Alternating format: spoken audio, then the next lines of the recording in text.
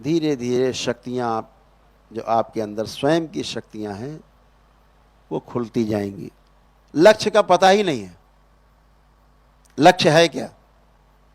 हम जिंदा क्यों हैं? शक्ति हमें चाहिए क्यों? करना क्या है? क्या यही करना है? सुबह उठे, नहाए धोए, नाश्ता पानी किए, दोपहर भोजन किए, रात में भोजन। एक है सुविधा विहीन दुखी और दरिद्र, और दूसरे हैं सुविधा संपन्न दुखी दरिद्र। वीर शिवाजी, छत्रपति शिवाजी इसलिए छत्रपति बन पाए, इसलिए वीर शिवाजी कहलाए, इसलिए जो हिंद स्वराज्य का सपना देख पाए, क्योंकि उनके पास एक पूर्ण गुरु था, समर्थ रामदास। और नकारात्मकता ही रोग है। इस रोग से बचना है तो सामने वाले का शरीर नहीं, सामने वाले के जीवन को देखने की और उसका आकलन करने की कोशिश करना। 1408 गुणे 1509 बराबर इतना फटाफट बता दिया बच्चे ने। ये बुद्धि नहीं है, ये स्मरण शक्ति है, ये चित्त का काम है, बुद्धि का नहीं है। जब शरीर छूटता है तो भी होश पूर्वक ही छूटता है। शरीर छूटने के बाद भी जीवन जो घूमता है चारों ओर, होश में रहता है। वो दिव्य पद तक आप पहुंचे, और जो नहीं पहुंच पाया तो निश्चित रूप से फिर से मनुष्य योनि में ही जन्म मिलेगा। अभी तक इस पृथ्वी के ऊपर स्मृति पर, स्मृति महाविज्ञान पे अनुसंधान नहीं हुआ। स्मृति सब जानते होती है, इस कैसे आपका रूपांतरण हो जाए नकारात्मकता से सकारात्मकता की ओर से, ये सिर्फ आपका दरबार करता है, वो क्षण भर में करता है, वो आपके प्रार्थना संकल्प से होता है। उसे दया शब्द से परिभाषित किया जाता है। दूसरा शब्द है कृपा।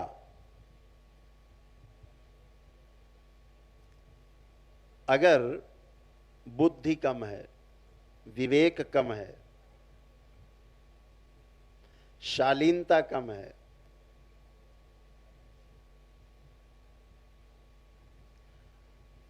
जीना नहीं आता ठीक से, उसमें कोई आपकी मदद करे, आपको इन 84 लाख बंधनों से मुक्ति के लिए आपको शिक्षा दीक्षा दे, जैसे गुरु करता है, तो उसे कहा जाता है कृपा। तो कहते हैं नहीं, गुरु कृपा।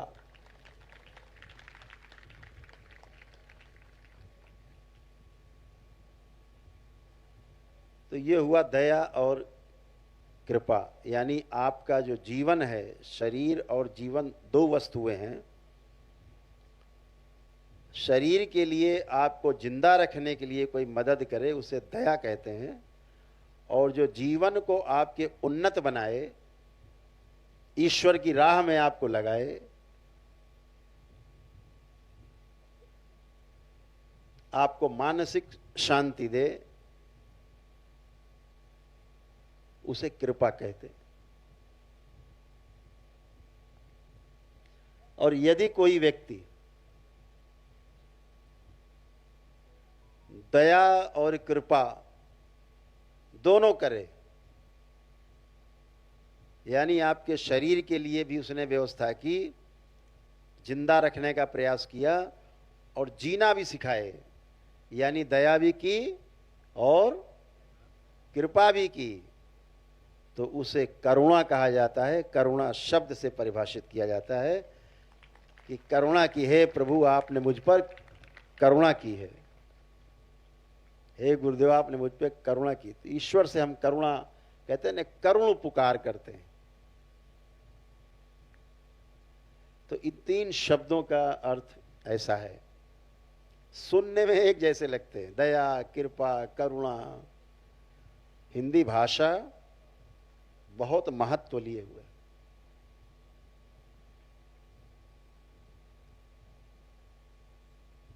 हिंदी में जो बोला जाएगा, शाब्दिक अर्थ उसका वही रहेगा, बदलेगा नहीं। संस्कृत में बोला जाएगा, एकदम अडिग रहेगा।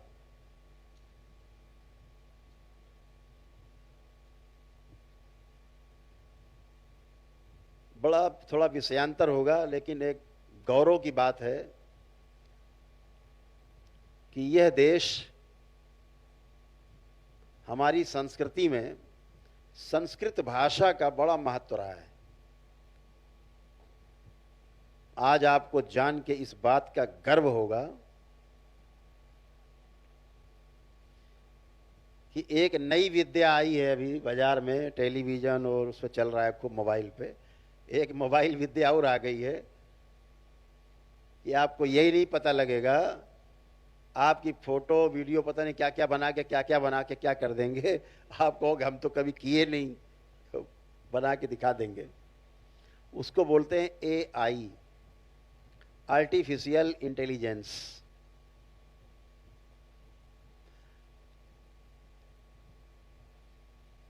खतरनाक टेक्नोलॉजी आई है। किसी को कुछ भी, किसी का पिक्चर बना के, आप दो लोग बैठे हैं यहाँ पे, आराम से प्रेम से बातें कर रहे हैं, एक दूसरे को कुशल क्षेम पूछ रहे हैं, और उतना वीडियो निकाल के ऐसा बना देंगे कि घूसा लाज चल रहा है आप में। आपको कह रहे ये तो हुआ नहीं, वो AI है। अब ऐसा विद्या आ गई है, दुनिया के किसी लीडर के साथ आपका कहो हाय हेलो थैंक यू दिखा दें, बैठ के खाना खाते दिखा दें, भोजन बात करते दिखा दें, आदमी कंफ्यूज। तो आपको जान के गर्व होगा कि जो संस्कृत विद्या है, भाषा है अपनी, संस्कृत हमारी जो भाषा है, प्राचीन भाषा, भाषाओं की भाषा है। तो जब AI की टेस्टिंग चल रही थी तो उसमें तमाम भाषाओं का समावेश किया गया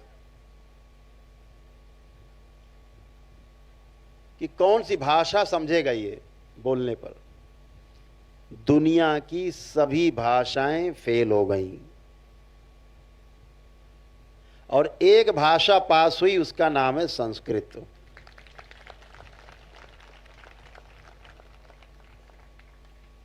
कि बोलो कुछ और अर्थ उसका कुछ। तो जो प्रोनाउंसिएशन है, जो उच्चारण है, तो बोले BUT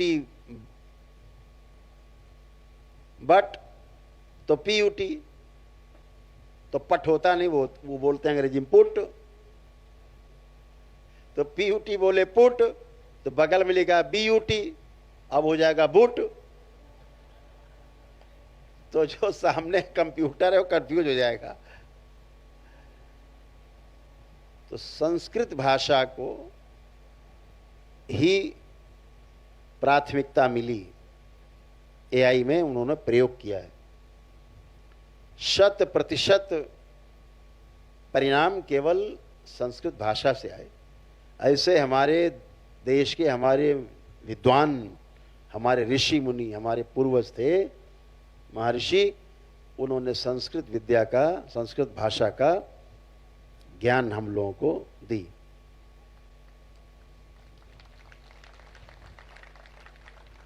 एक जो शब्द कह रहा है उसका अर्थ वही है, दूसरा बदल नहीं सकता। जैसे हमने अभी कहा दया, कृपा, करुणा, तो तीनों के शब्द के अर्थ अलग अलग हैं। तो अब जैसे हम कहेंगे दया, तो आप समझ जाओगे कुछ शरीर के बारे में बात हो रही है, कुछ रोटी कपड़ा मकान के बारे में बात हो रही है। जैसे कहा कृपा, लग रहा ध्यान साधना की कोई बात हो रही है, हाँ, हमारा जीवन और संवरे, उसकी कोई बात हो रही है। कहा करुणा, मतलब दोनों की बात हो रही। अब ये बात आपको कभी भूलेगी नहीं, हमेशा आपको याद रहेगी। तो दरबार हमेशा कहता है कि जो शब्द है, शब्द से इंगित एक वस्तु है।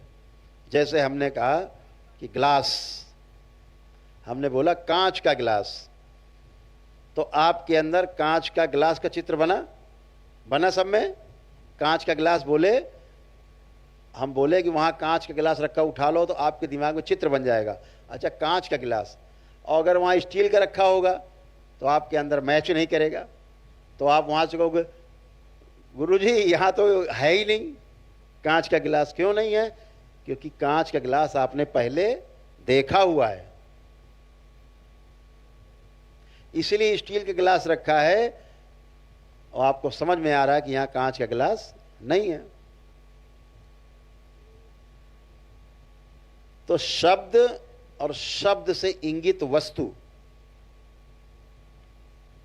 और वस्तु में निहित अर्थ, उस वस्तु में अर्थ क्या छिपा हुआ है?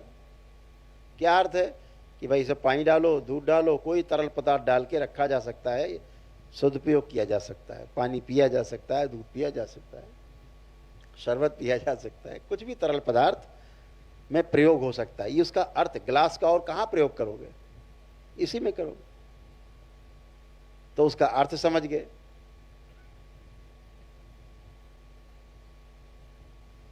जैसे ही अर्थ समझ जाते हैं तो अंदर एक चित्र बन जाता हमेशा के लिए। अच्छा, आपके तो पानी पीना तो गिलास समझ में आता, गिलास है क्या? आप पूछते हो गिलास है? तो हर चीज के पीछे एक अर्थ छिपा होता है, अर्थ को जरूर समझना है। फिर कहा गया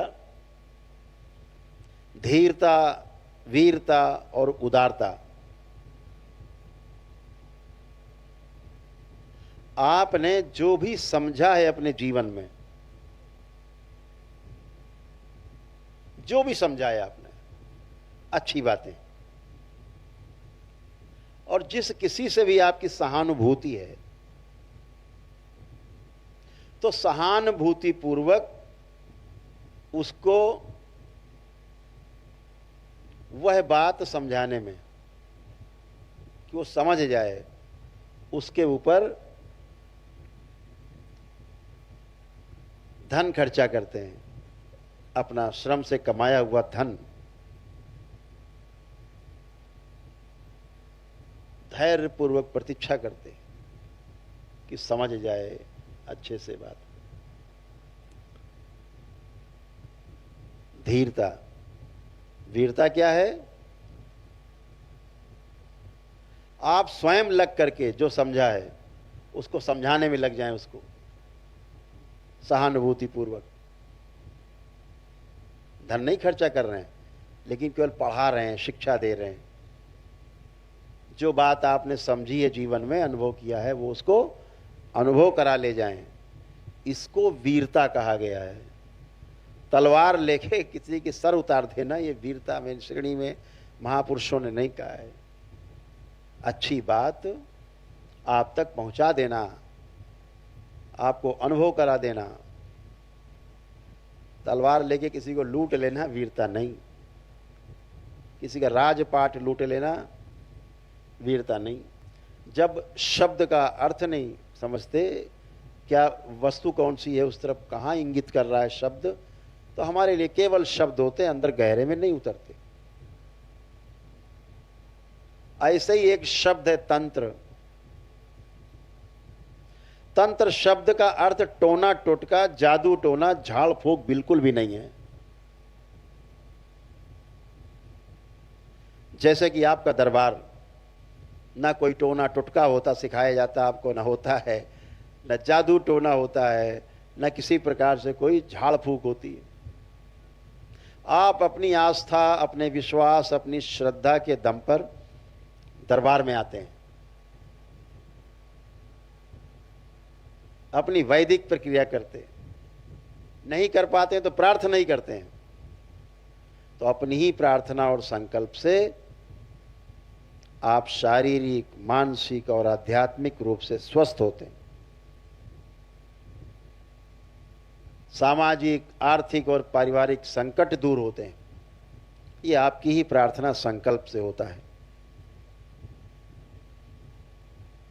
ऐसा होता है तो हाथ उठा के बताएं कि हाँ वाकई होता है। आप लोग अनुभव है, सबके हाथ उठ रहे हैं, सबको अनुभव इस बात का है कि अपनी ही प्रार्थना संकल्प से, बाबा माँ से प्रार्थना से, माँ से प्रार्थना करने पर, भोलेनाथ से प्रार्थना करने पर आप तमाम संकटों से मुक्ति पाते हैं।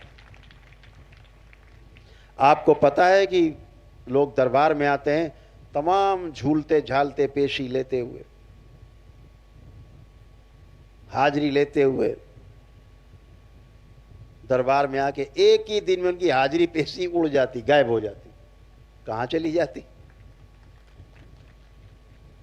क्योंकि ये नकली रोग हैं सब, ये रोग ही नकली हैं। यदि आपकी प्रार्थना में शक्ति है, क्षण में पेशी पेशा दरबार आते ही कट जाता है, बचता ही नहीं। सत्य से भेंट होती है पहली बार जब दरबार लोग आते हैं। आप भी पहली बार आए, तमाम संशय रहते हैं मन में, कहाँ जा रहे हैं, क्या होगा, कैसे होगा। जैसे ही बाबा माँ से जुड़ते हैं सब गंदगी गायब।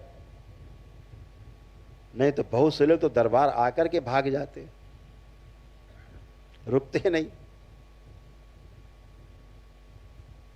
सभी मजहब धर्म के लोग, पंथ के लोग दरबार में आते हैं और सभी आस्था विश्वास श्रद्धा के कारण, अपने ही प्रार्थना और संकल्प के कारण फटाफट सब गंदगी से मुक्त हो जाते हैं और स्वस्थ होते हैं।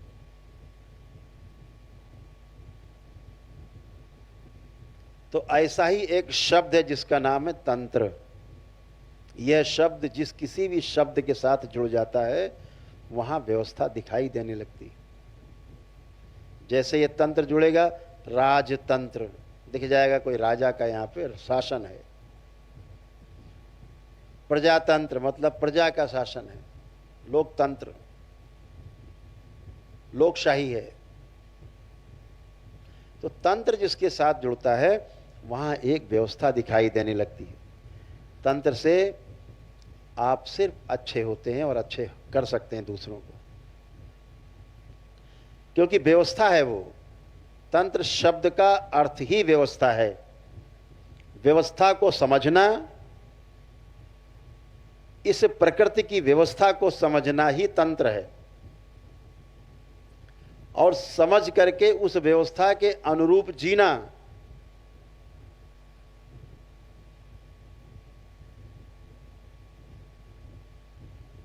यही सुख देता है। व्यवस्था के विरोध में सोचने मात्र से हमें कष्ट होता है। अगर अभी आप सोचने लगो कि पहाड़ गिर जाएंगे, सब धरती पलट जाएगी, समुद्र सूख जाएंगे, पेड़ सब जल जाएंगे, भूकंप आ जाएगा, सब ध्वस्त हो जाएगा, सब लोग मर जाएंगे, सुनने में कैसा लग रहा है? अच्छा लग रहा है किसी को? नहीं अच्छा लग रहा तो हाथ उठाओ। किसी को अच्छा नहीं लग रहा है। सुनने में अच्छा नहीं लग रहा है, होना तो छोड़ो। खराब बात जो व्यवस्था के विरोध में है, सुनने में अच्छी नहीं लग रही। ओम जो हमने कहा इसको वाक्य निरस्त कर दिए जाए सब शुद्धि। अब हम आपसे कहते हैं कि चारों ओर अब ऐसी हरियाली आएगी जो कभी नहीं थी। चारों ओर खुशियां ही खुशियां होंगी। हर आदमी एक दूसरे के सुख दुख में भागीदार बनेगा। खूब भाईचारा होगा आपस में, खूब मित्रता होगी, खूब ध्यान साधना जप तप अनुष्ठान अब खूब हुआ करेंगे। जगह जगह कथाएं हुआ करेंगी, जगह जगह देवी देवता हर समय सहायता करेंगे हम सबकी। चारों ओर खुशहाली होगी।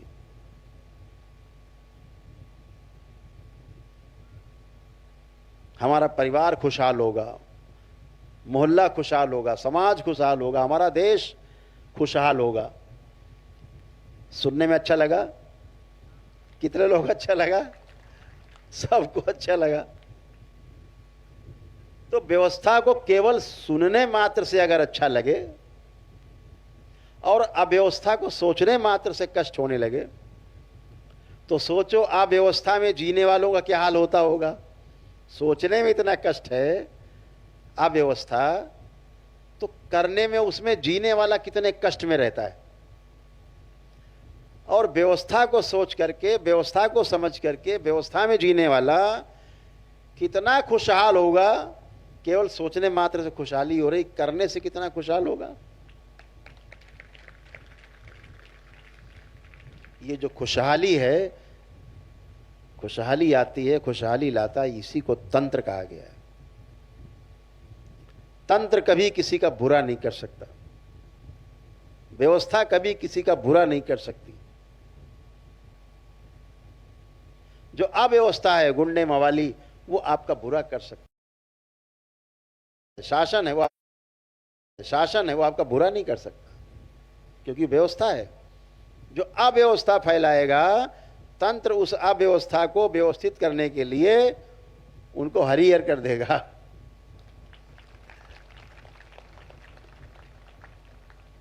तो आप उस व्यवस्था का भाग हैं, दरबार से दीक्षित हैं, तंत्र क्रिया योग में दीक्षित हैं। इस धरती को खुशहाल बनाना है, हर मानव को खुशहाल बनाना है, अपने देश को खुशहाल बनाना है, पूरे विश्व को खुशहाल बनाना है। ये हमारा लक्ष्य हो। रोग मुक्त मानव, शोक मुक्त मानव, भय मुक्त मानव, भ्रम मुक्त मानव, ऋण मुक्त मानव, नशा मुक्त मानव, ऐसा। आज बहुत आप सब सौभाग्यशाली समझें अपने आप को कि आपको मनुष्य योनि मिली।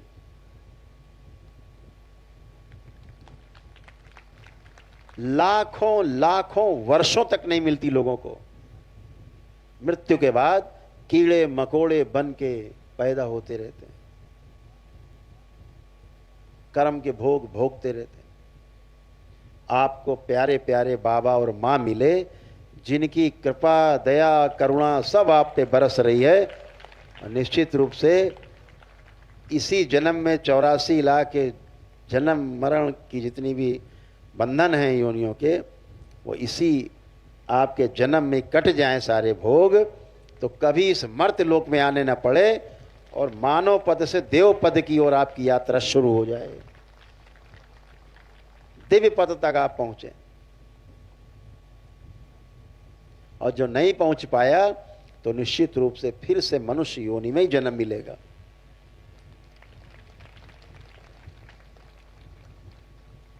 हम मनुष्य योनि में जन्म पाते हैं और मनुष्य योनि में जन्म लेकर के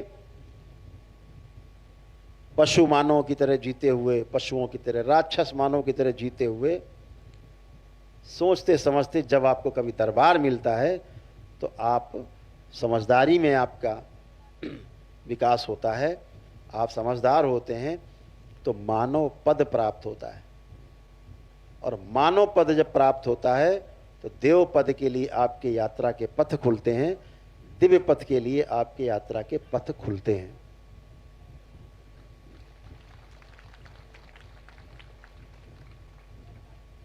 इस संसार में जिंदा रहना बहुत सरल है, जीना बहुत कठिन है। दरबार आपको जीना सिखाता है, बाबा और माँ आपको जीना सिखाते हैं, आपके कष्टों को हरते हैं, क्षण में हर लेते हैं। आपकी प्रार्थना और संकल्प से केवल आपके कष्ट, उनकी स्मृतियां नष्ट हो जाती हैं। यही आपका दरबार है जिसने स्मृति पर अनुसंधान किया। अभी तक इस पृथ्वी के ऊपर स्मृति पर, स्मृति महाविज्ञान पे अनुसंधान नहीं हुआ। स्मृति सब जानते होती है, स्मृति कैसे नष्ट की जाए क्षण में, स्मृति कैसे नहीं दी जाए अच्छी, दुष्ट स्मृतियां, नकारात्मक स्मृतियां कैसे क्षण में नष्ट कर दी जाएं, अच्छी स्मृतियां क्षण में कैसे आप में प्रवेश पा जाएं, कैसे आपका रूपांतरण हो जाए नकारात्मकता से सकारात्मकता की ओर से, ये सिर्फ आपका दरबार करता है। वो क्षण भर में करता है, वो आपके प्रार्थना संकल्प से होता है। ये सिर्फ आपका दरबार करता है धरती पे। आपके ध्यान और साधना के समय आपको भूतकाल में न जाने दे, भूतकाल की पीड़ा न सताए, भविष्य में न जाने दे, भविष्य की चिंता न सताए। वर्तमान में ही रखे आपको ध्यान साधना के समय, या अर्थात वर्तमान से विरोध ना हो। ये दरबार करता है, ये दरबार की आपकी शक्ति है कि ध्यान साधना के समय भूत और भविष्य की कोई बात आपके मस्तिष्क मन में नहीं आती, नहीं आ सकती। वर्तमान में रहते हैं, आनंद में रहते हैं। जो मानव लक्ष्य है समाधान पूर्वक जीना, कोई प्रश्न ना बचे, कोई समस्या ना बचे, कोई कष्ट ना बचे, परिवार में समृद्धि आए, समाज में अभय का वातावरण बने और पूरी सृष्टि में सभी एक दूसरे के सहयोग से सह अस्तित्व पूर्वक जी सकें, ऐसी दरबार की परिकल्पना है। ऐसा दरबार ने आपको डिजाइन बना के दिया है। यही मानव लक्ष्य है हर मनुष्य के लिए, किसी भी जाति का हो, किसी भी धर्म का हो, किसी मजहब का हो, किसी पंथ का हो, किसी कबीले का हो, सब एक जैसा डिजाइन है। कैसे? अभी प्रमाणित कर देते हैं। अगर अभी आप जितने लोग यहां बैठे हो, हम सब से पूछे कि कितने लोग सुखी रहना चाहते हैं, हाथ उठेंगे? सब सुखी रहना चाहते हैं। आपको क्या लगता है पूरे संसार में जितने मानव हैं, किसी भी धर्म, मजहब, देश के हों, संप्रदाय के हों, कबीले के हों, आपको क्या लगता है वो दुखी रहना चाहते हैं? नहीं, वो भी सुखी रहना चाहते हैं। ऐसा आपको आ रहा है अंदर? तो क्या निकला? इस धरती का जितना मानव है, जो 700 साढ़े 700 करोड़ मानव है, मनुष्य है, सब सुखी रहना चाहते हैं। इस आधार पे हर मनुष्य एक जैसा है कि अलग अलग है? सब एक जैसा है। यही तंत्र है। जब ये बात आप समझ जाते हैं तो आपको व्यवस्था दिखाई देने लगती है, जाति की, धर्म की, पद की, छोटे बड़े की, धन से छोटा बड़ा, उम्र से छोटा बड़ा, अपने आप सब गिरने लगता है, टूटने लगती हैं दीवारें। क्यों? क्योंकि सब सुखी रहना चाहते हैं। हर व्यक्ति व्यवस्था में जीना चाहता, कोई दुखी रहना नहीं चाहता। किसी महापुरुष ने कहा, हम उनका नाम नहीं लेंगे, उन्होंने 4 बातें बताई। उनमें एक बात उनकी प्रमुख है, अपने हर शिष्य से कहते थे दीक्षा के समय, जैसे आज दरबार आपसे कह रहा है कि हर व्यक्ति सुखी रहना चाहता है, वो एक ही बात कहते थे कि हर व्यक्ति में दुख है। देख लो सब लोग, सब में दुख है। अब जहां हमने कहा सब में दुख है, तो आपके अंदर निराशा आ जाती है। आती निराशा? आती है ना सुन के दुख। जब दरबार कहता है आपकी चाहना क्या, सुख है या दुख? सुख है, सुखी रहना चाहते? हाँ, सब सुखी रहना चाहते हो। एक आशा जागती है। तो हम कोशिश करें कि जितने भी सकारात्मक शब्द हैं उनका ही प्रयोग करें। नकारात्मक कहते हैं ना, तुम अच्छे आदमी नहीं हो, तुम आदमी अच्छे नहीं हो, सीधे उसको गोली ऐसी लगती छाती में।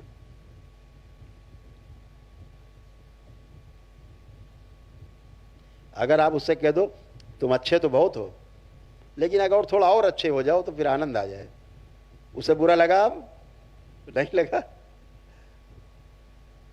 शब्दों का हेर फेर है, बातचीत का थोड़ा बात का हेर फेर है।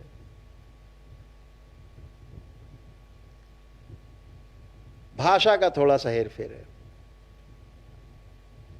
हमारे देश में कई जगह अलग अलग भाषा बोली जाती। आप हरियाणा उधर चले जाएं, पश्चिमी उत्तर प्रदेश,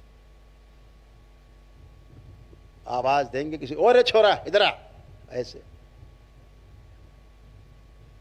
अब हरियाणा वाला अगर यहां वाले को बोल ओरे छोरा इधर आ, वो कहेगा अच्छा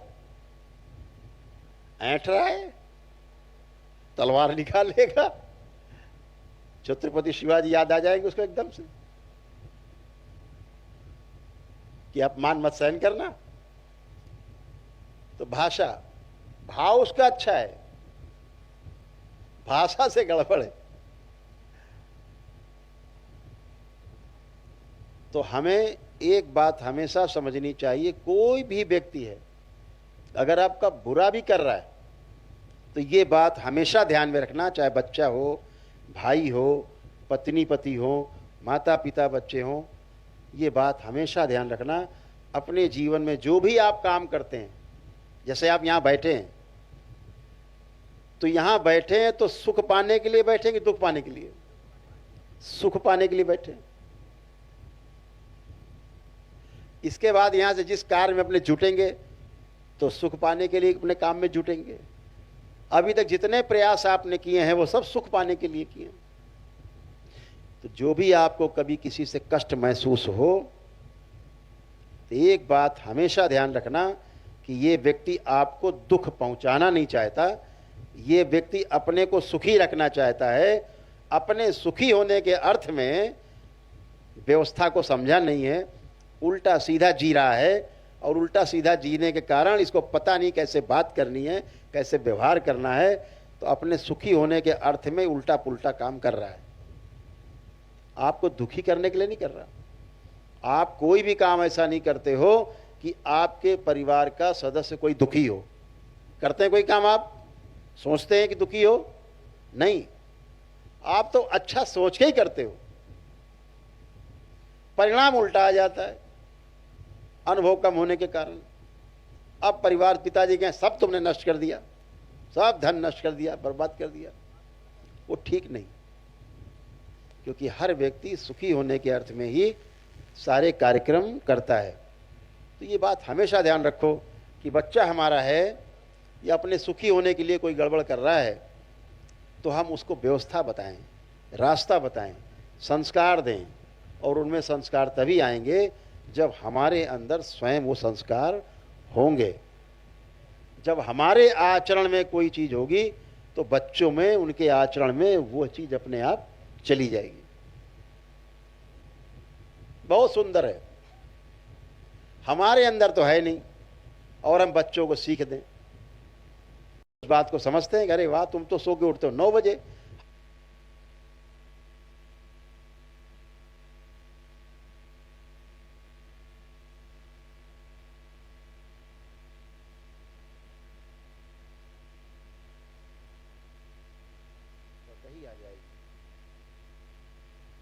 तो बातें तो बहुत करना चाहते हैं आपसे, लेकिन अभी समझ में आ रहा है कि दीक्षा भी आपको देनी है।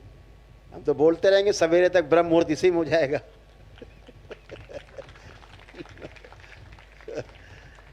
तो बहुत सुंदर है, आप सभी लोग इसी प्रकार से दरबार से जुड़े रह के अपने अपने साधना पथ। बहुत सुंदर है, आप सब लोग तंत्र क्रिया योग की प्रथम चरण में प्रवेश पाए हैं। अपनी योग्यता के आधार पे आपने, क्षमता के आधार पे प्रवेश पाया है। निश्चित रूप से आप लोग अपनी ध्यान साधना के माध्यम से उस परम ऊर्जा का आशीर्वाद जरूर प्राप्त करेंगे। बाबा माँ के प्यारे दुलारे और ज़्यादा बनेंगे। जितना ज़्यादा ध्यान साधना आपकी अच्छी होगी, उतनी आपकी समझदारी विकसित होगी, और वो जो समझदारी है वो आप में और आपके परिवार में दिखाई दे तो समझना कि हमारी समझदारी का विकास हुआ है।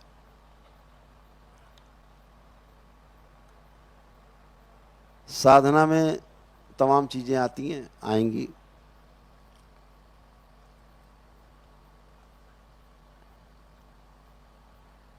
ध्यान पूर्वक आपकी साधना जब करेंगे, ध्यान करेंगे, तो आप भूतकाल और भविष्यकाल में आपकी एंट्री नहीं होगी। वर्तमान में ही रह करके आपकी ध्यान साधना होगी। वर्तमान में रह करके आप अपनी ध्यान साधना के माध्यम से धीरे धीरे शक्तियाँ, आप जो आपके अंदर स्वयं की शक्तियाँ हैं, वो खुलती जाएंगी। स्वयं की शक्तियाँ हैं क्या? स्वयं में शक्ति है क्या?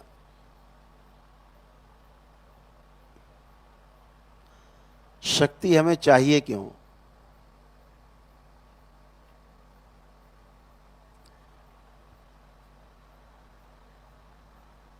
जब भी आप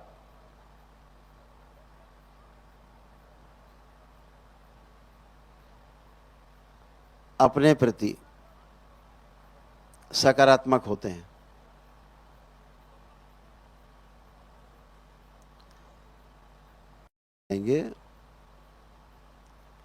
समझते जाना आपकी शक्ति उतनी बढ़ रही है।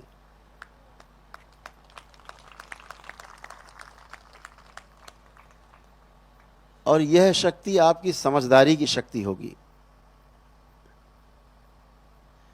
स्वयं के ऊपर विश्वास आपका बढ़ता जाएगा। स्वयं पर विश्वास का अर्थ ही यही है कि अंदर द्वंद्व समाप्त हो रहा है। जैसे जैसे द्वंद्व समाप्त होता जाए, समझो वैसे वैसे आपका स्वयं पर विश्वास बढ़ रहा है। भाव विचार में अंतर विरोध जैसे जैसे समाप्त होने लगे, समझो आपका आत्मविश्वास मजबूत होता जा रहा है। स्वयं पर जो विश्वास है, उसके बिना जीना बहुत मुश्किल काम है।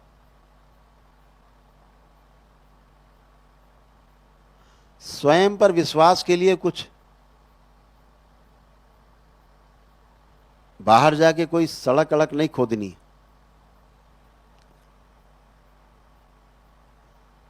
स्वयं पर विश्वास के लिए हमेशा ध्यान रखना है कि हम केवल शरीर नहीं हैं। मेरा शरीर भी है और मेरे शरीर के पीछे शरीर को चलाने वाला जीवन भी है। ये बात जितनी आपको ज्यादा ध्यान रहेगी, आपकी समझदारी का विकास उतना तेजी से होगा। आप में होश,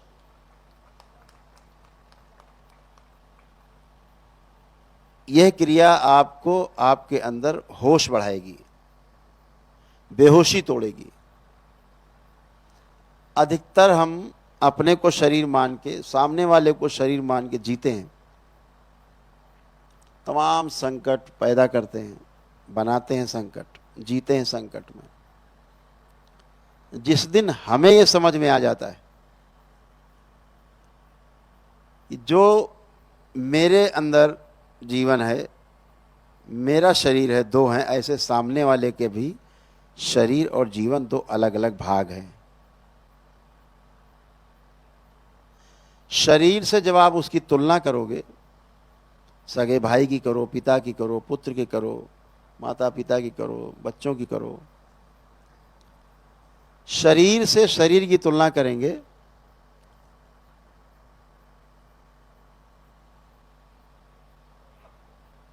तो स्वयं पर विश्वास कम होगा। कोई बड़ा दिखेगा, पद से बड़ा दिखेगा, कोई धन से बड़ा दिखेगा, कोई लगेगा कि वो बल से बड़ा है, कोई उम्र से बड़ा है, कोई शिक्षा में, जो आधुनिक शिक्षा है इसमें बड़ा है, बड़ा छोटा दिखाई देगा। बड़ा छोटा दिखना ही भ्रम है, और भ्रम से ही भय उत्पन्न होता है। फिर भय से ही नकारात्मकता पैदा होती है, और नकारात्मकता ही रोग है। इस रोग से बचना है तो सामने वाले का शरीर नहीं, सामने वाले के जीवन को देखने की और उसका आकलन करने की कोशिश करना।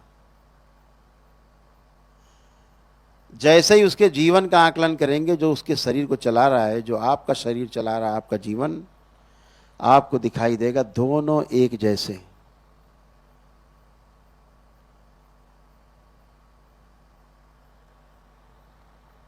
शरीर की क्षमता अलग अलग है, लेकिन जीवन की क्षमता एक समान है।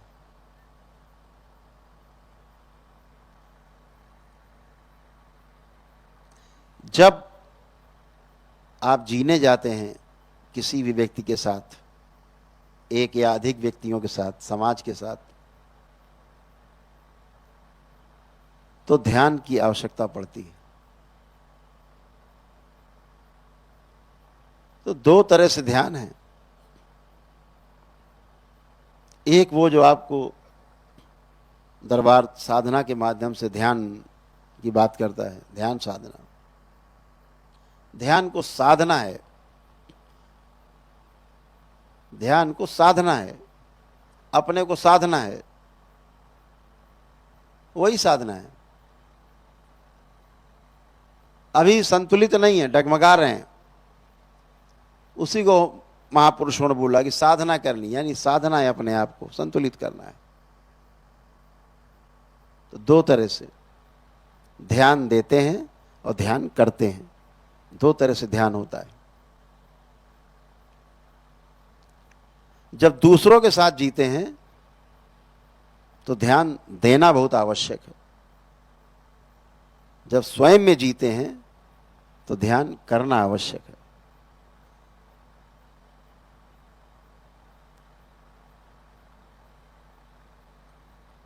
एक भौतिकता को साधने के लिए ध्यान देना है, एक अभौतिक जगत में प्रवेश के लिए ध्यान करना है।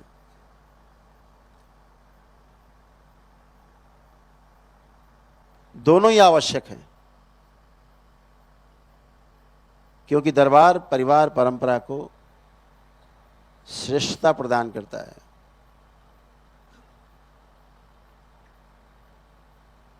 जो परिवार परंपरा को छोड़ चुके हैं,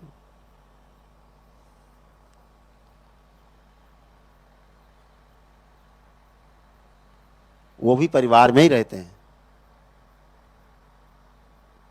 अब आश्रम उनका घर है, गुरु भाई गुरु बहनें उनके सब भाई बहन हैं, गुरु पिता की तरह है। सब कुछ वही है, नाम बदल गए हैं।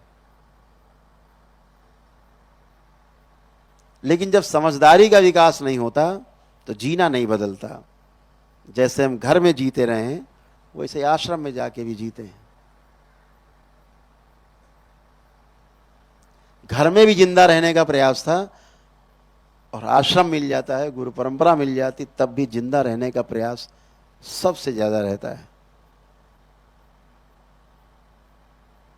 वही लड़ाई झगड़ा, वही दंगा, वही जमीन जायदाद, वही आश्रम, हम कब्जा, हम मालिक, हम गुरु, वही झगड़ा। वो छोटा वो बड़ा, वही चालू।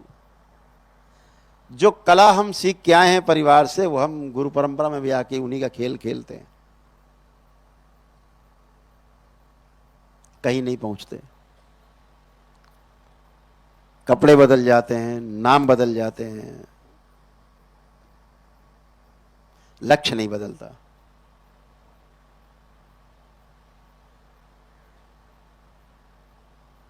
लक्ष्य का पता ही नहीं है।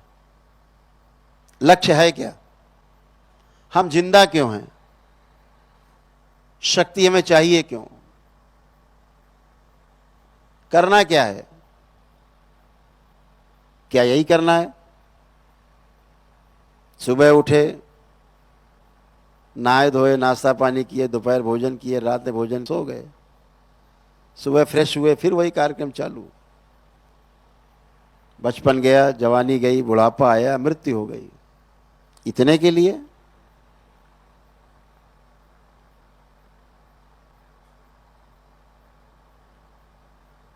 अगर इतने के लिए है तो फिर आप सब यहां नहीं बैठे होते।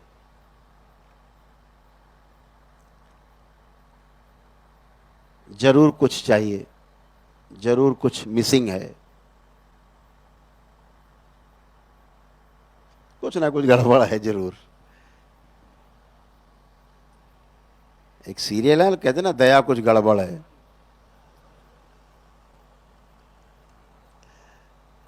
तो कुछ तो गड़बड़ है। तो गड़बड़ जांचें कैसे कि गड़बड़ है? अब आपके पास जांचने की मशीन बहुत तेज हो गई है, अब आप क्षण में जांच लेते हो क्या गड़बड़ है। जब तक दरबार नहीं मिला था तब तक नहीं जांच पाते थे, अब तो दूसरों को भी जांच लेते हैं। अपनी कॉपी के साथ साथ सामने वाली कॉपी की तो लाओ तुम्हारी भी जांच दें, ऐसा हो गए।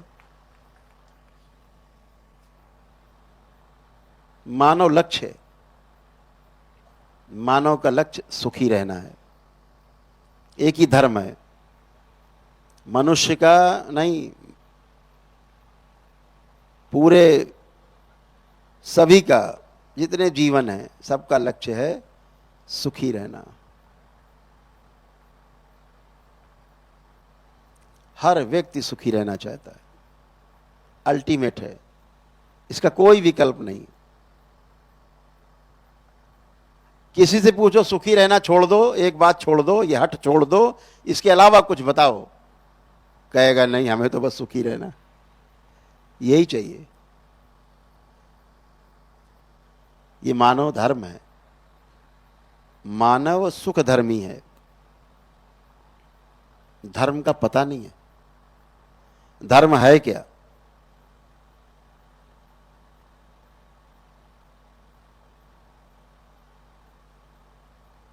मानव का धर्म है स्वयं में समाधान। समाधान का अर्थ हुआ कोई द्वंद्व नहीं अंदर, कोई झगड़ा नहीं अंदर, कोई समस्या नहीं है, कोई प्रश्न नहीं, ये समाधान है, ये मानव धर्म है।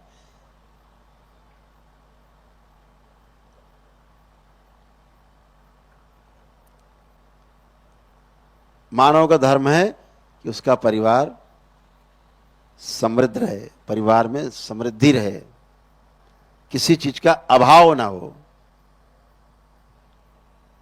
अभाव का मतलब ये नहीं कि इतनी संपत्ति हो जाए कि 7 पुश्तों में खत्म हो। बहुत कुछ होने के बाद भी, सब कुछ होने के बाद भी बना रहता है, और लाओ, और आ जाए, और आ जाए, और आ जाए।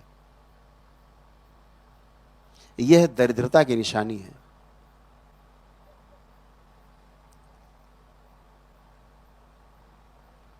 दो तरह के दरिद्र हैं इस धरती पर, 2 प्रकार के दरिद्र हैं।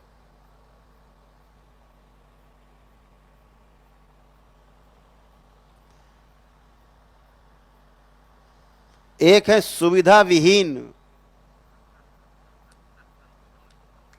दुखी और दरिद्र, और दूसरे हैं सुविधा संपन्न दुखी दरिद्र। ये सुविधा संपन्न दुखी दरिद्र अब ज्यादा हो गए हैं।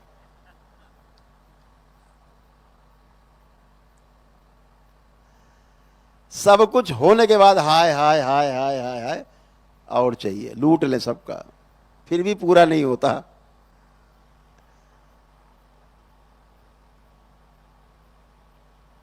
उनको अभाव बना ही रहता है। वह सुविधा संपन्न दुखी दरिद्र हैं।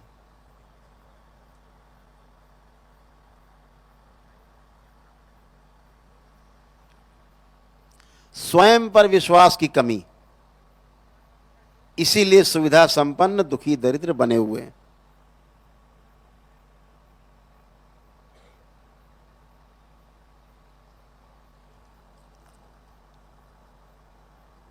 तो मानव लक्ष्य है स्वयं में समाधान हो, परिवार में समृद्धि हो,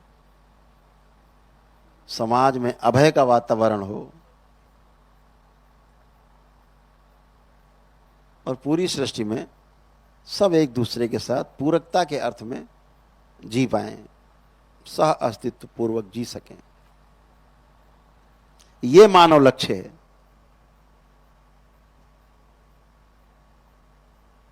मंदिर बना लेना, जप तप अनुष्ठान करना, दान करना, प्रवचन करना, प्रवचन सुनना, लोगों की मदद करना, ये धर्म नहीं है। यह मानव धर्म नहीं है। धर्म तक पहुंचने का रास्ता है।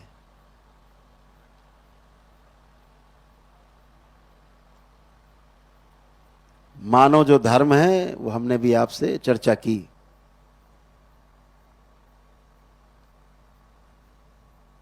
अगर आपको अपने में समृद्धि नहीं दिखाई देती, परिवार में सब कुछ होने के बावजूद भी, तो अभी आप धर्म के रास्ते पे नहीं हैं। स्वयं में समाधान नहीं है तो आप अभी धर्म को छू नहीं पाए हैं।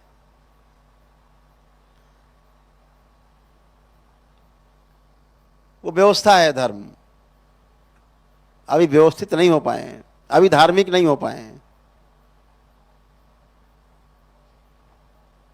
ये लक्ष्य तक पहुंचने के सारे रास्ते हैं, दान पुण्य पूजा पाठ धर्म कर्म, ये सब समाधान तक पहुंचने के रास्ते।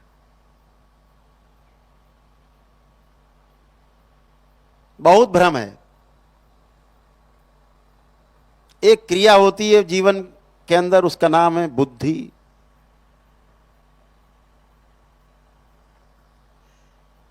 बुद्धि कहते हैं ना, बहुत बुद्धिमान है ये व्यक्ति। झूठ। बहुत रटा हुआ है, सब पढ़ा हुआ है, लिखा हुआ है, बहुत बुद्धिमान है, फटाफट ये काम करके वो काम करके देता है, बहुत बुद्धिमान है, फटाफट सवाल हल कर देता है, बहुत बुद्धिमान है। यहां बुद्धि का कोई काम नहीं है। बुद्धि का काम सिर्फ धर्म के लिए है। बुद्धि का काम केवल अपनी समझदारी को विकास करने के लिए, विकसित करने के लिए। गणित लगा के फटाफट बता देना, 1408 गुणे 1509 बराबर इतना, फटाफट बता दिया बच्चे ने। ये बुद्धि नहीं है, ये स्मरण शक्ति है, ये चित्त का काम है, बुद्धि का नहीं है। चित्त में आपकी स्मृतियां हैं, स्टोर हैं, आपको याद है, ये बुद्धि का काम नहीं है, ये चित्त का काम है, आपकी स्मृतियां हैं उसमें। बुद्धि सिर्फ एक ही जगह काम करती है, सही का बोध कराती है बुद्धि। बुद्धि का काम सिर्फ बोध कराना है, सत्य का बोध हो जाए।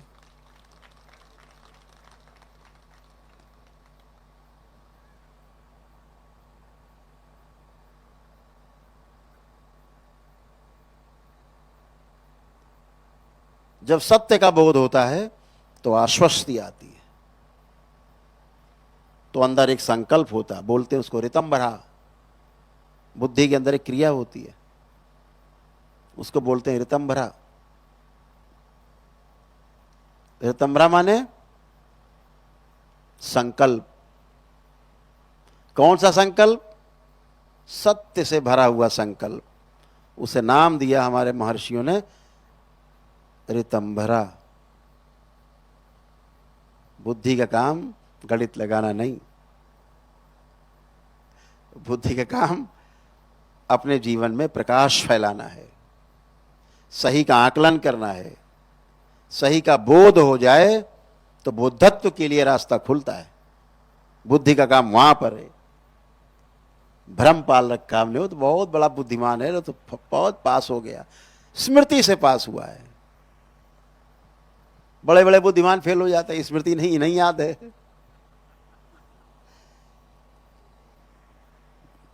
क्रियाएं हैं जीवन में, आत्मा, बुद्धि, चित्त, वृत्ति, मन, इन सबका पोस्टमार्टम करो।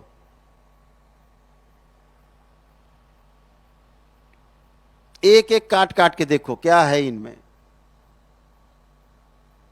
हमारे जीवन के किस भाग में कौन सी क्रिया निरंतर हो रही है।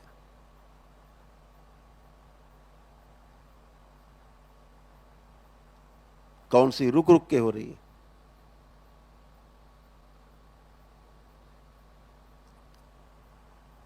तो हमारे जीवन में जो कुछ है, सामने वाले के जीवन में भी वही रहता है।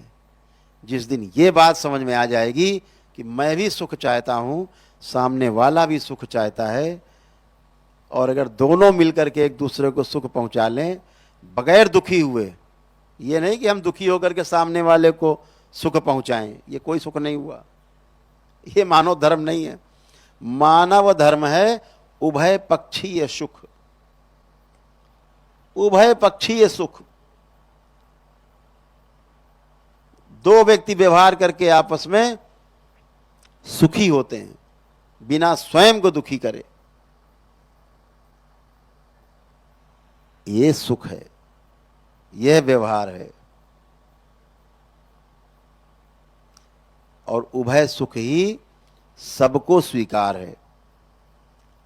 अपने घर में ही आप तमाम अपने को कष्ट में रख करके, कभी आप पत्नी को खुश करने की कोशिश करते हो, पत्नी कभी कष्ट में रह करके आपको खुश करने की कोशिश करती, बच्चे कभी अपने को कष्ट में रख के आपको खुश करते हैं, कभी आप अपने को कष्ट में रख के बच्चों को खुश करते हो, कहीं नहीं पहुंचते। वो गड़बड़ जाला हमेशा बना रहता है। इसे दुख में जीना बोलते हैं।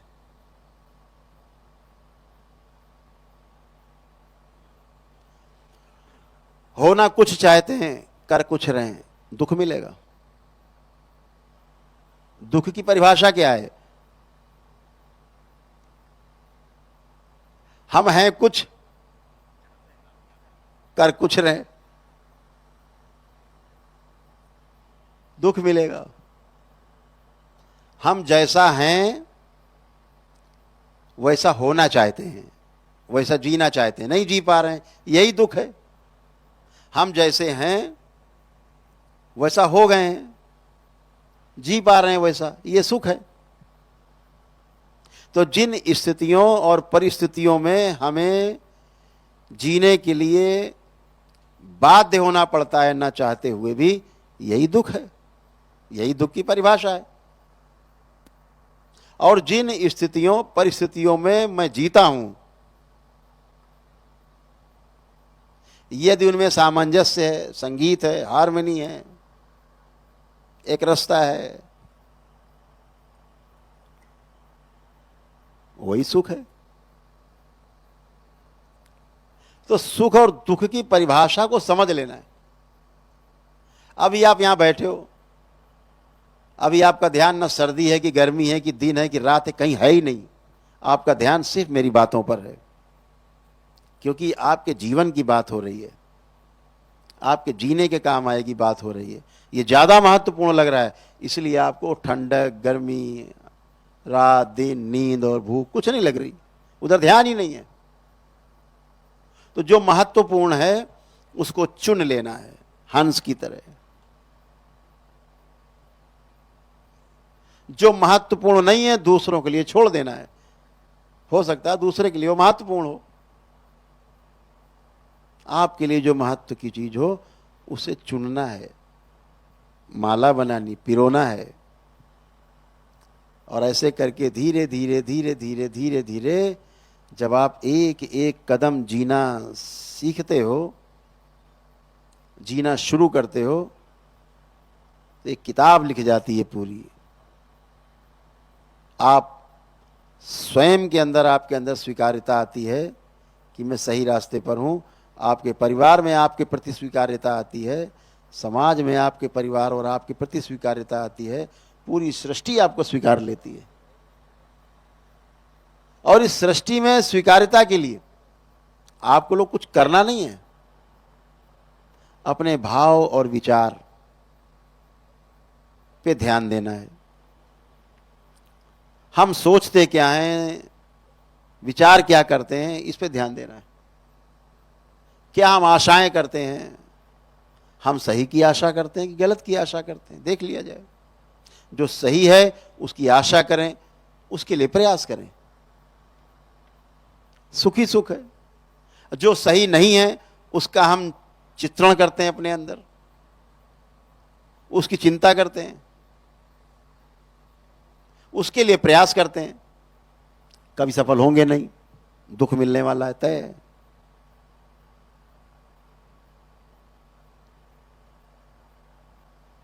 तो समझदारी सबसे बड़ी घटना है मनुष्य के जीवन में।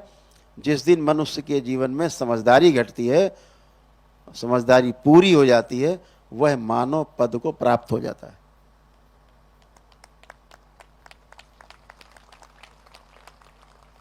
पशुता और राक्षसी प्रवृत्ति से बाहर हो जाता है। मानव पद प्राप्त होता है। और जिसको मानव पद प्राप्त हो जाता है अपनी समझदारी से, वो होश में रहता है पूरा। जिंदा में भी होश में रहता है, वो शरीर छूटता है तो भी होश में रहता है। शरीर छूट जाए तब भी हमेशा होश में बना रहता है। देवताओं में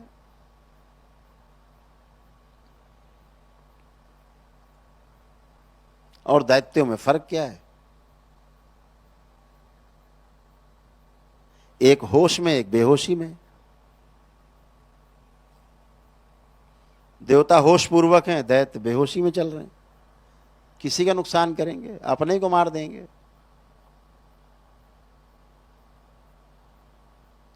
एक आदमी कोमा में, बेहोशी में, अज्ञानता में, जाना ही नहीं सत्य होता क्या है, न्याय है क्या, धर्म है क्या। वो व्यक्ति शरीर छूटता है, कोमा में रहता है। वो पितृ है, ऐसा पितृ मर गया है, कोमा में, आप में स्मृतियां उसकी हैं, वो है, आपको कष्ट ही रहेगा उससे। उसको यही नहीं पता अपने वंशजों को कष्ट पहुंचा रहा है। वो बेहोशी में तलवार चला रहा है आंख बंद करके कमरे में। एक होश में, बाबा माँ की कृपा उसके ऊपर है, दरबार की कृपा उसके ऊपर है, आपके प्रार्थना संकल्प मजबूत हैं, आपकी आस्था, आपकी विश्वास, आपकी श्रद्धा मजबूत है। निश्चित है कि आप होश की यात्रा करेंगे, होश में रहेंगे, होश पूर्वक जीवन में रहेंगे। इस जीवन यात्रा में रहेंगे तो सुख ही सुख है, क्योंकि सारे दुख की जड़ बेहोशी है और सारे सुख की जड़ होश है। तो होश में रहते हैं तो सुख ही सुख है।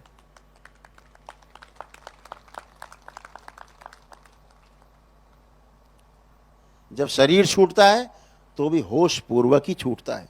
शरीर छूटने के बाद भी जीवन जो घूमता है चारों ओर, होश में रहता है, वही देवता कहलाता है। होश में रहता है, वही कुछ दे सकता है। बाकी सब छीनने के लिए, हड़पने के लिए बेहोशी में घूम रहे।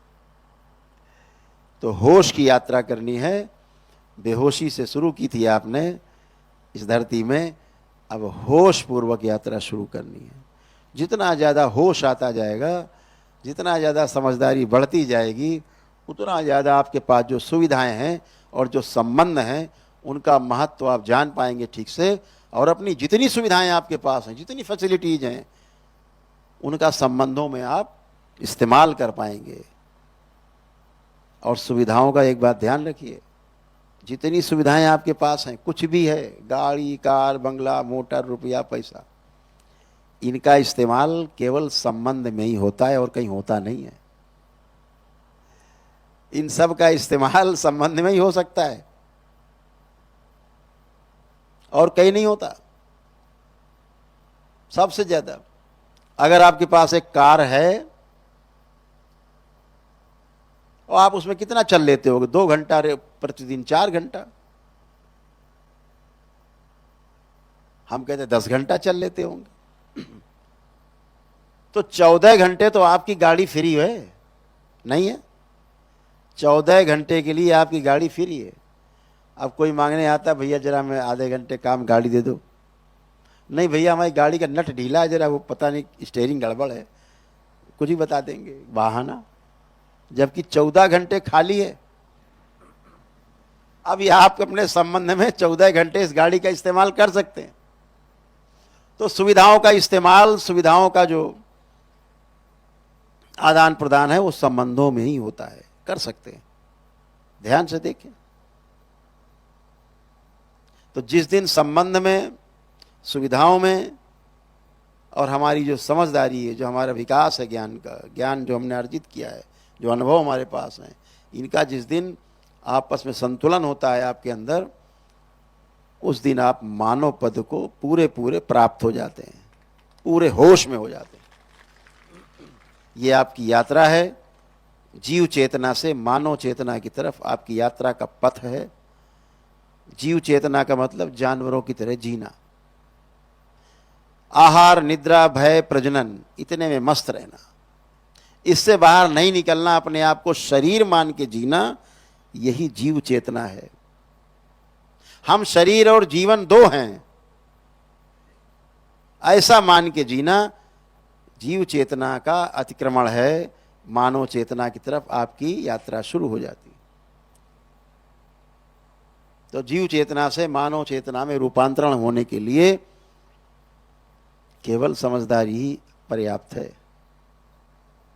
और ये समझदारी कहाँ से प्राप्त होगी? स्वयं से ही प्राप्त होगी। स्वयं से यात्रा शुरू करेंगे, अपने से शुरू करेंगे। अपने से यात्रा शुरू होती, इस बात का हमेशा ध्यान रखो। और ये यात्रा अपने पर ही समाप्त होती है, ना तो दूसरे से शुरू होती है, ना दूसरे पे समाप्त होती है। यही भ्रम है, यही होश आपको बना रहा। तो आपकी पूरी यात्रा होश पूर्वक है, पूरी यात्रा आपकी आनंद में है, पूरी यात्रा आपकी उत्सव में बीतने वाली है। जितना अंदर उत्सव आप मनाएंगे, जैसे आप जीने की ओर सही ढंग से बढ़ेंगे, आपके अंदर एक उत्सव रोज बना रहेगा, निरंतर उत्सव। और वो उत्सव धीरे धीरे कब सुख, शांति, संतोष और आनंद की यात्रा करते हुए कब परमानंद की तरफ आप पहुंच जाएंगे, कब परमानंद में आप उपलब्ध हो जाएंगे, कब परमानंद को उपलब्ध हो जाएंगे, आपको पता भी नहीं लगेगा।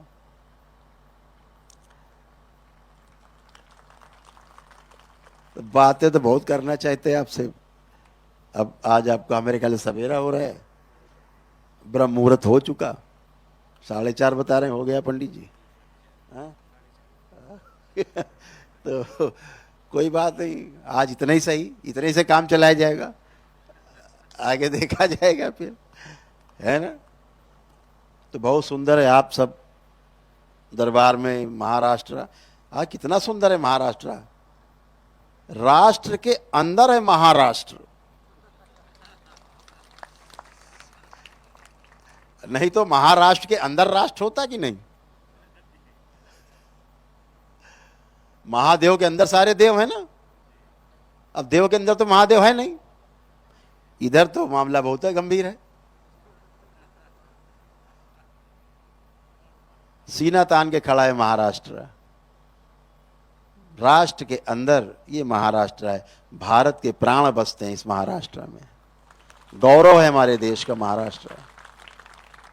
इसके प्रति पूरे मानव, जो मनुष्यता जिनमें रही है, जो मानव पद के लिए प्रयास करते रहे, इस महाराष्ट्र ने उन तमाम चीज़ों से आपको भूतकाल में बचा के रखा। इसलिए आप यहाँ शांति से बैठे आनंद में। नहीं तो यहाँ कोई और कब्जा करके बैठा होता और बकरे भैंसे कट रहे होते, कुछ नहीं होता। और खुद बकरे भैंसे की तरह बने घूम रहे होते, जानवर की तरह, कुछ नहीं मिलने वाला था। कोई ध्यान साधना अनुष्ठान पूजा जब तक नहीं होता, हरिहर भी नहीं होता। तो धन्यवाद है उन छत्रपति वीर शिवाजी महाराज को, जिन्होंने हिंद स्वराज की स्थापना की और इस देश को तमाम उन कलंकों से बचाया, इस देश को तमाम संकटों से बचाया, जिसके कारण उन्हें अपने परिवार की भी, अपनी भी प्राणों की आहुति देनी पड़ी। उनके साथ लाखों लोगों ने अपनी आहुति दी, वीर गति को प्राप्त हुए हिंद स्वराज की स्थापना में, हिंद स्वराज की सुरक्षा में।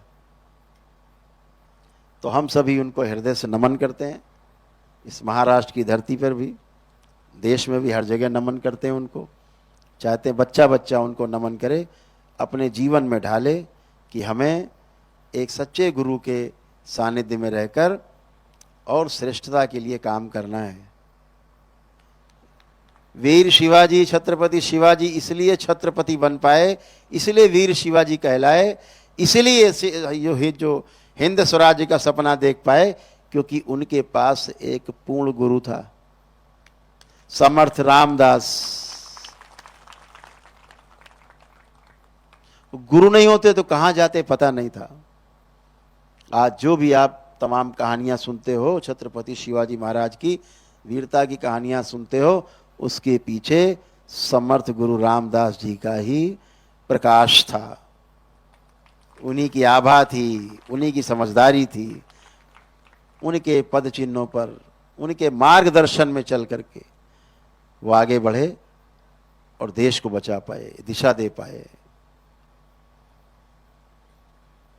जिसके पास गुरु होता है, जिसके पास पूर्ण गुरु होता है, वो कभी भटकता नहीं है। इसलिए वीर शिवाजी कभी भटके नहीं। और आज भी हम लोग उनको इसीलिए याद करते हैं, इसी तरह उनको हमेशा याद रखेंगे, हृदय में संजो के रखेंगे। बहुत बहुत आप सभी का आभार, महाराष्ट्र वासियों को भी आभार, जो देश के विभिन्न भूभागों से आकर के इस सम्मेलन में और पूर्णिमा के अवसर पर सबने भाग लिया। आप सबको बहुत आभार। विदेशों से आकर के भी जो भारतवंशी हैं, जिन्होंने यहाँ करके दीक्षा ली, उन सबको भी बहुत आभार। इस बात का आभार कि आपने दरबार पे विश्वास जताया है, और निश्चित रूप से दरबार पे विश्वास नहीं है, आपने स्वयं अपने ऊपर विश्वास जताया है। ये यात्रा आपकी स्वयं के विश्वास से लेके और प्रेम तक जारी रहे, यही शुभकामनाएं आप सबको। बहुत बहुत शुभकामनाएं। बाबा माँ की ओर से बहुत प्रेम, बहुत आशीर्वाद। आप सभी स्वस्थ रहें, आप सभी सुखी हों, आपका परिवार सुखी हो, स्वस्थ हो, समृद्ध हो, आप समाधान को प्राप्त हो, आपको लक्ष्य आपका प्राप्त हो। इन्हीं शब्दों के साथ अपनी बात को विराम देते हैं। बहुत बहुत धन्यवाद, बहुत धन्यवाद, बहुत धन्यवाद। पुनः से काशी में मिलते हैं 12 मई, 13 मई, 14 मई, 12, 13, 14 मई आने वाले अगले महीने 2025 काशी में हम सभी मिलते हैं। हरिहर। बहुत बहुत धन्यवाद। बोलिए सद्गुरुदेव भगवान की, गुरु माता की, भगवान भोलेनाथ की, माता कामाख्या की, सभी संतों की, गौ माता की। बोलिए सच्चे दरबार की, करौली शंकर महादेव धाम की, गंगा मैया की। हर हर महादेव।